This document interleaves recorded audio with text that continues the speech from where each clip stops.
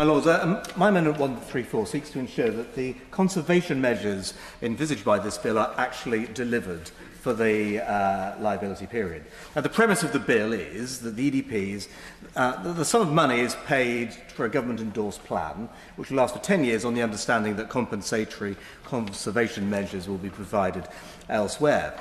But the problem is that on one hand, the EDP lasts for 10 years, but the obligations, on the other hand, are for conservation measures to last for 30 years in the case of biodiversity net gain and 80 years in the case of nutrient neutrality. There's a clear disconnect here, and that undermines the value and enforceability unless it's cleared up, and this bill should do that. Let's say you're a developer. Let's say you're prepared to palm off your obligations to address nutrient neutrality to a provider, and let's say you pay Natural England or its affiliates a fee to assume those liabilities in your place for 80 years, the perpetuity period. Now, that money you pay has to last for the practical delivery of the conservation measures for that entire period. It's quite an onerous commitment. Each year the grass may need to be cut, ditches dredged, fences mended, and sampling and monitoring undertaken. So what happens for the 70 years that follow the initial 10-year period from years 11 to 80 after the EDP expires? I would have expected the bill to have had some hints, but it doesn't. Moving on, how might those liabilities be valued? Because without value, nothing can be delivered. And, my Lords, I think this is an actuarial problem. It will the value will obviously depend on the annual cost of providing the measures over 80 years, in the case of nutrient neutrality, discounted back to present value, and that price will partly depend on the opportunity cost of the money for the period linked to the long-term gilt rate. Any one-off set-up charges, and might include inspection fees, renewal fees, and the more frequent of which, the more expensive they will be.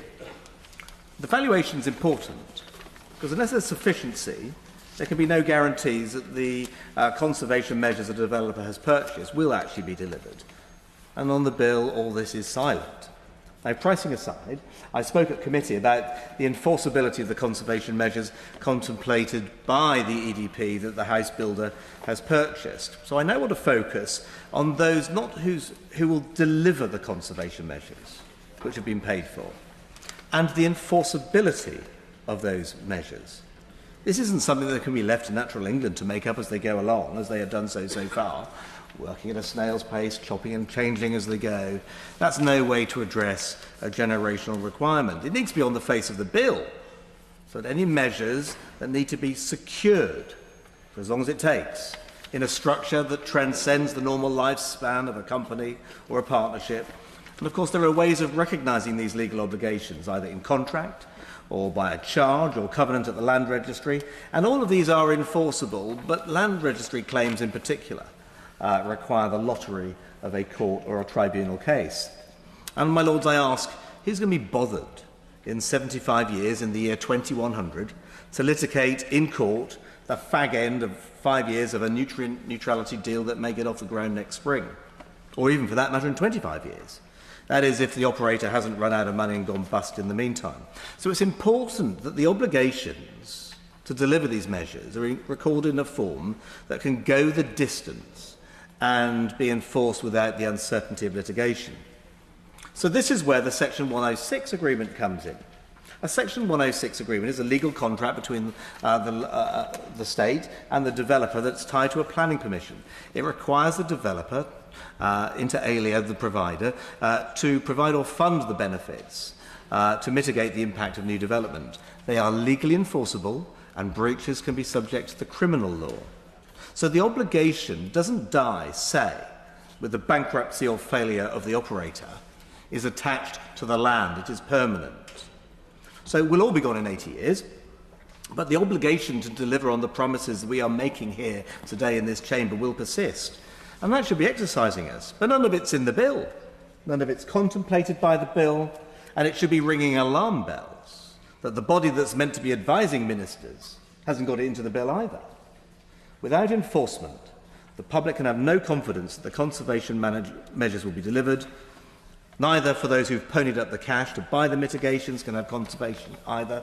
And how can the purchaser of a new home have confidence that the state won't come knocking on their door for more later on, or worse, that the state will have to step in and provide the tail liabilities, with the initial seller having spent the cash on a Lamborghini and disappeared. Now, time does not permit me to talk about the issues I raised at committee on permitting and licensing, but at its heart, this bill should set the terms of trade.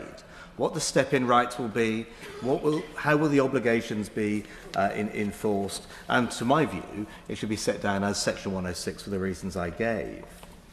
Now, it surprised me that the legal enforceability that lasts for the entire liability period, whether it be 30 years for biodiversity net gain or 80 years for nutrient neutrality, is enforced not just for the operators, but their heirs and successors. We need certainty these things will be delivered. The builder who's bought the EDP wants to have that comfort. The homeowner needs that comfort. And the residents and the campaigners who are campaigning for EDPs demand that comfort. But none of it's in the bill. And it should be. We raised it in detail at committee. There was an opportunity to bring it forward at this stage. It hasn't been. But I say to the noble lady, the Minister, even at this stage, what steps can she, what reassurances can she give us that those provisions will be introduced by third reading, so at least the expectations of the developers, the homeowners and the public can be met and acted on within the context of valuations that work and will stay the course. I assume the noble lord would like to move his amendment? To move. The member proposed clause 55, page 92, line 22, and insert the words as printed on the marshalled list.